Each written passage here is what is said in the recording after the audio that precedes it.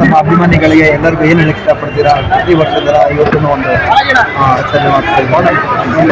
ಪ್ರತಿಯೊಬ್ಬರಲ್ಲೂ ನಾನು ವಿನಂತಿಸೋದು ಏನಂದ್ರೆ, ಈಗಾಗಲೇ ನಿಮ್ಮ ಒಂದು ಪ್ರೀತಿ ವಾತ್ಸಲ್ಯ ಇಡೀ ಈ ಒಂದು ಭಾಗದಲ್ಲಿ ಎಲ್ರಿಗೂ ಗೊತ್ತಾಗಿದೆ.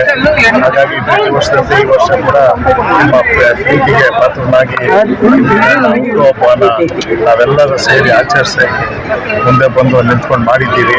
ನಿಮಗೆ ನಾವು ಎಲ್ಲ ನಿಮ್ಮೆಲ್ಲರಿಗೂ ನಾವು ಚಿರಋಣಿಯಾಗಿರ್ತೇನೆ ಅಂತ ಈ ಸಂದರ್ಭದಲ್ಲಿ ಹೇಳ್ತಾ, ನಮ್ಮೆಲ್ಲರಿಗೂ 2026ನೇ ಇಸ್ವಿಯ ಒಂದು ಶುಭಾಶಯಗಳನ್ನು ತಿಳಿಸುತ್ತಾ, ನಮಗೆ ಭಗವಂತ ಆಯುರಾರೋಗ್ಯ ಐಶ್ವರ್ಯ ಕೊಟ್ಟು ಎಲ್ಲ ಒಳ್ಳೇದು ಮಾಡಲಿ, ನಿಮ್ಮ ಆಶೀರ್ವಾದ ಸದಾ ನಮ್ಮೇಲೆ ಇರಲಿ ಅಂತ.